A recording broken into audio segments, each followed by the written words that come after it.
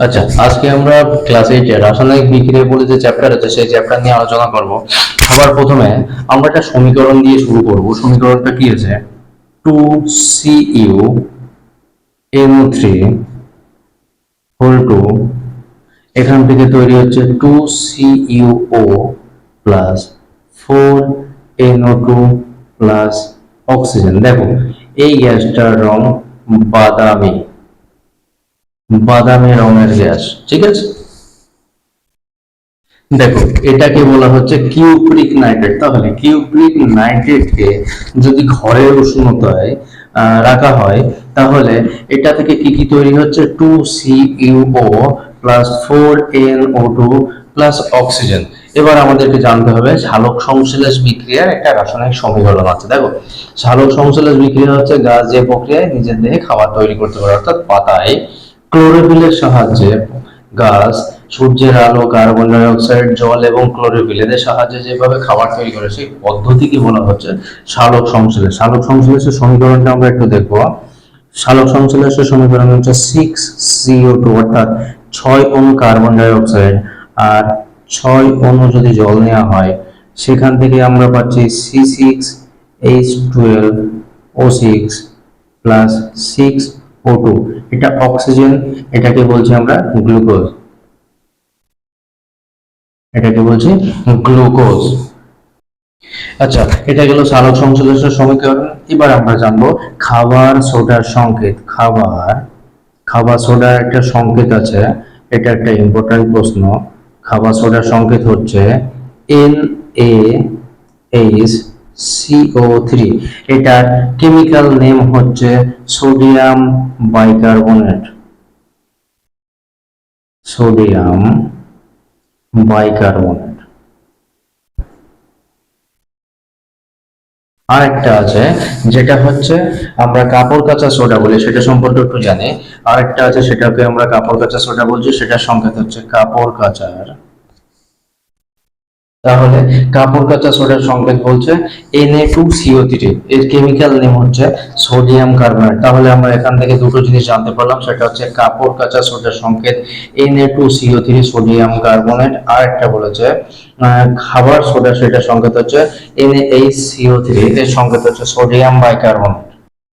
দেখো, এবার আমরা দেখবো আয়নীয় যৌগ কাকে বলে। আয়নীয় যৌগ কাকে বলে? তাহলে আয়নীয় যৌগ বলছে যেসব যৌগ জলীয় দ্রবণে বিয়োজিত হয়ে, দেখো বিয়োজিত মানে হচ্ছে ভেঙে যাওয়া, যেসব যৌগ জলীয় দ্রবণে বিয়োজিত হয়ে ক্যাটায়ন এবং অ্যানায়ন তৈরি করে তাদেরকে বলা হচ্ছে আয়নীয় যৌগ। এবং এই আয়নীয় যৌগ কি বলছে? যা তড়িৎ পরিবহনে সক্ষম। দেখো, আমরা যদি একটা উদাহরণ দিয়ে বুঝি তাহলে ব্যাপারটা আর একটু ক্লিয়ার হবে। NaCl, দেখো এটার নাম হচ্ছে সোডিয়াম ক্লোরাইড, সোডিয়াম ক্লোরাইড, যাকে আমরা খাদ্য লবণ বলেছি, খাদ্য লবণ। তাহলে এই সোডিয়াম ক্লোরাইড যদি জলীয় দ্রবণে ভেঙে যায়, তাহলে কি কি আয়ন তৈরি করবে একটু দেখি। Na plus plus Cl minus, এটা হচ্ছে ক্যাটায়ন, এটা হচ্ছে অ্যানায়ন। দেখো, ক্যাটায়ন কাকে বলে, অ্যানায়ন কাকে বলে সেটা সম্পর্কে একটু জানতে হবে। ধনাত্মক আধানযুক্ত কণাকে বলা হচ্ছে ক্যাটায়ন এবং ঋণাত্মক আধানযুক্ত কণাকে বলা হচ্ছে অ্যানায়ন। এক্ষেত্রে আমরা যদি দেখি তাহলে এই যে অ্যানায়ন, অ্যানায়নের মাথায় যে নেগেটিভ চার্জ রয়েছে এটা হচ্ছে ইলেকট্রন। এই অ্যানায়ন তড়িৎ পরিবহনে সক্ষম, অর্থাৎ সোডিয়াম ক্লোরাইডকে যদি জলীয় দ্রবণে ফেলা হয় সে ভেঙে গিয়ে ক্যাটায়ন এবং অ্যানায়ন তৈরি করবে এবং যা জলীয় দ্রবণ তড়িৎ পরিবহনে সক্ষম। দেখো, আমরা যদি জলের তড়িৎ বিশ্লেষণ করি, জলের সংকেত হচ্ছে H2O। এই জল, এটা হচ্ছে জল, এই জলকে যদি আমরা সামান্য পরিমাণে জলের মধ্যে যদি সালফিউরিক অ্যাসিড মেশাই, H2SO4, এটা হচ্ছে সালফিউরিক অ্যাসিডের সংকেত। এই সালফিউরিক অ্যাসিড মেশালে তার মধ্য দিয়ে যদি আমরা তড়িৎ পাঠাই, এর মধ্য দিয়ে যদি আমরা তড়িৎ পরিবহন করি, তাহলে জল কিন্তু ভেঙে যায়। জল ভেঙে গিয়ে কি তৈরি করবে? হাইড্রোজেন গ্যাস এবং অক্সিজেন গ্যাস। দেখো, যেহেতু জল দুটো গ্যাস দিয়ে তৈরি হয়, সেটা হচ্ছে 2 অণু হাইড্রোজেন এবং 1 অণু অক্সিজেন দিয়ে তৈরি হয়, তাই জলকে যদি ভাঙা হয় তাহলে হাইড্রোজেন এবং অক্সিজেন এই দুটো গ্যাস আমরা পাবো।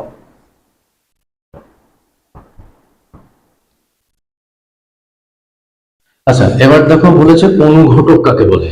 অনুঘটক কাকে বলে?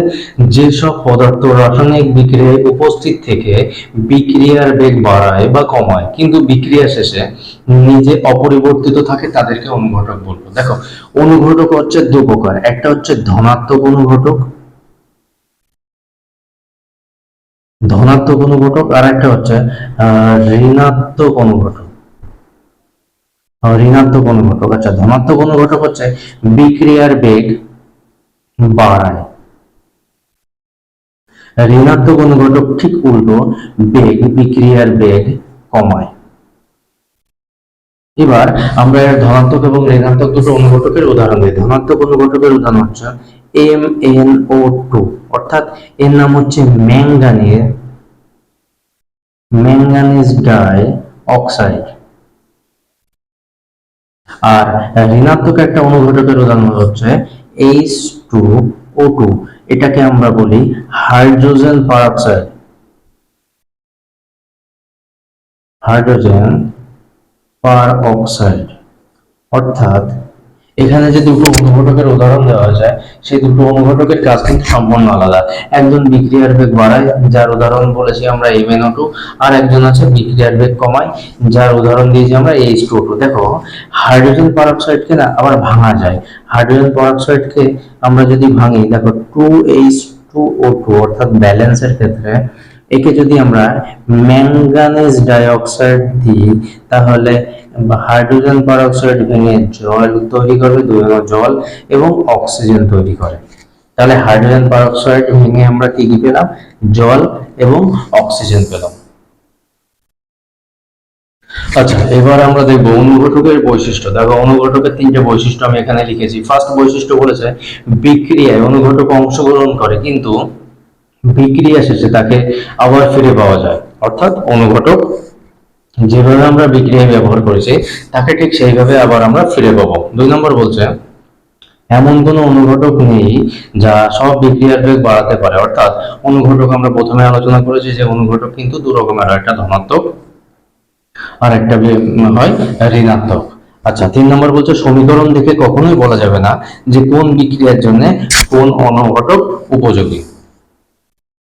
এবার দেখো, চার নাম্বার বৈশিষ্ট্য বলেছে যদি অনুঘটককে গুঁড়ো করা হয় তাহলে ক্ষেত্রফল বেড়ে যায়, ফলে বেশি সংখ্যক আয়ন বিক্রিয়া করার সুযোগ পায়, ফলে বিক্রিয়া তাড়াতাড়ি ঘটে। দেখো, এখান থেকে একটা শর্ট কোশ্চেন আছে যে অনুঘটককে গুঁড়ো করলে কেন বিক্রিয়া তাড়াতাড়ি ঘটে। তাহলে কি, অনুঘটককে গুঁড়ো করলে ক্ষেত্রফল বৃদ্ধি পায়, ক্ষেত্রফল বৃদ্ধি পাওয়ার সঙ্গে সঙ্গে বেশি সংখ্যক অণু বিক্রিয়ায় অংশগ্রহণ করার সুযোগ পায়। সেক্ষেত্রে অনুঘটক যেহেতু ক্ষেত্রফল বৃদ্ধি পাচ্ছে তাই বিক্রিয়া তাড়াতাড়ি ঘটে। আচ্ছা, এবার দেখো একটা ইম্পর্টেন্ট প্রশ্ন, সেটা হচ্ছে আলুতে একটা উৎসেচক থাকে। আলুতে একটা উৎসেচক থাকে, সেই উৎসেচকের নাম হচ্ছে ক্যাটালেস। এই যে ক্যাটালেস যে উৎসেচক আছে সেই উৎসেচক কিন্তু হাইড্রোজেন পারঅক্সাইড অর্থাৎ H2O2 কে ভেঙে দেয়, ভেঙে দিয়ে অক্সিজেন গ্যাস তৈরি করে। দেখো, 2H2O2 ভেঙে দিয়ে কি তৈরি করেছে? দুই অণু জল এবং অক্সিজেন গ্যাস তৈরি করেছে। ঠিক আছে। আচ্ছা, নেক্সট যে কোশ্চেন সেটা হচ্ছে অড়হরের ডাল বা তরমুজের বীজে ইউরিয়েজ বলে একটা উৎসেচক থাকে। কি উৎসেচক? ইউরিয়েজ। এই ইউরিয়েজ যে উৎসেচক, এই যে এনজাইম, এই এনজাইম যেটা ইউরিয়ার সাথে বিক্রিয়া করে অ্যামোনিয়া গ্যাস তৈরি করে। দেখো, CONH2 এর সঙ্গে এটাকে বলা হচ্ছে ইউরিয়েজ। আচ্ছা, তার সঙ্গে জলের বিক্রিয়া করছে, জলের বিক্রিয়া করলে কি তৈরি হচ্ছে? কার্বন ডাই অক্সাইড আর 2NH3, এটাকে বলা হয় কিন্তু অ্যামোনিয়া।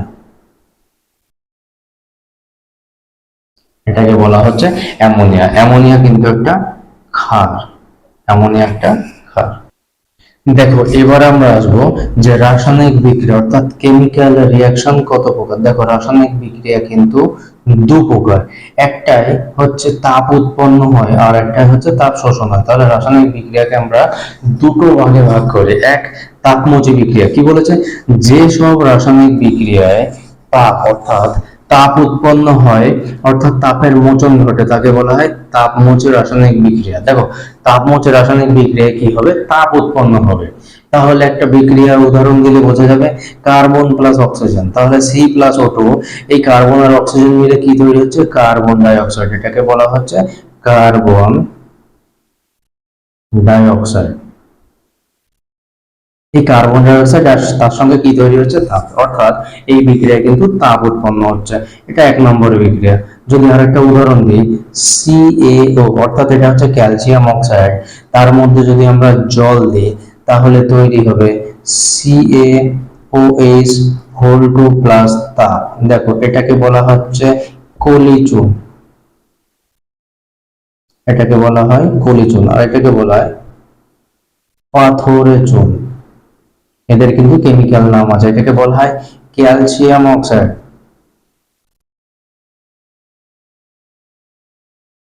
আর এটাকে বলা হয় ক্যালসিয়াম হাইড্রোক্সাইড।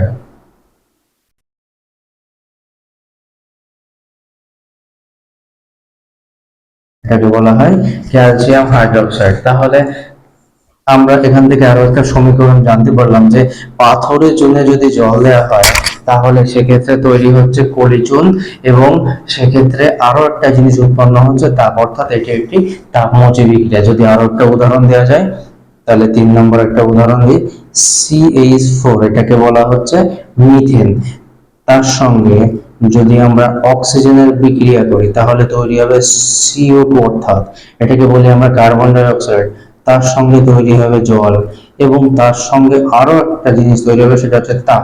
যেহেতু দেখো 3টে বিক্রিয়া লিখেছি আমি, 3টে বিক্রিয়াতে কিন্তু তাপ উৎপন্ন হচ্ছে, তাই এরা প্রত্যেকে কিন্তু তাপ মোচে রাসায়নিক বিক্রিয়া। দেখো নেক্সট আমরা দেখবো দ্বিতীয়টা যেটা, সেটা হচ্ছে তাপগ্রাহী রাসায়নিক পরিবর্তন। তাপগ্রাহী রাসায়নিক পরিবর্তন আমরা কি লিখেছি, যেসব রাসায়নিক বিক্রিয়ায় তাপের প্রয়োজন হয় অর্থাৎ তাপ শোষিত হয় তাকে তাপগ্রাহী রাসায়নিক পরিবর্তন বলে। দেখো যদি আমরা উদাহরণ দিই, অনেক উদাহরণ আছে যে সমস্ত বিক্রিয়ায় তাপের প্রয়োজন হয়, যেমন CaCO3 এটাকে বলা হচ্ছে মার্বেল, এটাকে বলা হয় মার্বেল বা calcium carbonate,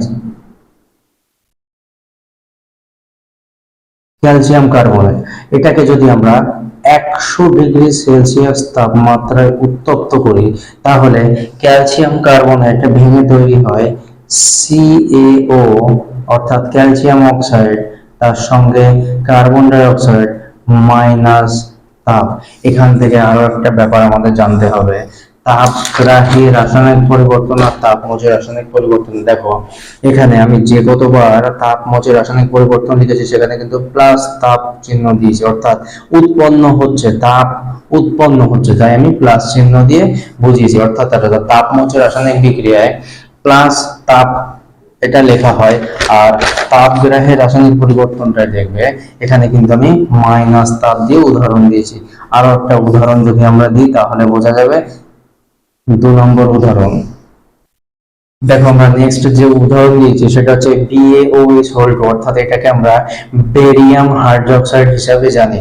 BaOH whole to তার সঙ্গে NaH4Cl, একে বলা হয় অ্যামোনিয়াম ক্লোরাইড।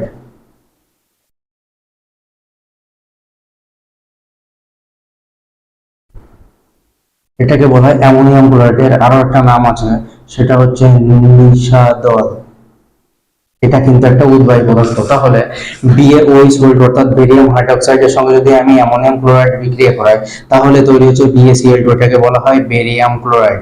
তার সঙ্গে কি তৈরি হচ্ছে 2NH3 অর্থাৎ অ্যামোনিয়া, আর তার সঙ্গে কি তৈরি হচ্ছে জল এবং মাইনাস তাপ। দেখো তাপগ্রাহী পরিবর্তন আমরা বলে রেখেছি যে তাপগ্রাহী পরিবর্তনের ক্ষেত্রে মাইনাস তাপ বোঝানো হয়। আচ্ছা, এক্ষেত্রে আমরা জানতে পারলাম যে কি তাপগ্রাহী পরিবর্তনে মাইনাস তাপ লেখা হয় এবং তাপমোচী পরিবর্তনে প্লাস তাপ বোঝানো হয়। আচ্ছা, ভিডিওটা যদি ভালো লেগে থাকে তাহলে শেয়ার করে সবাইকে সুযোগ করে দেবে দেখার, আর সাবস্ক্রাইব করতে ভুলবে না। Thank you.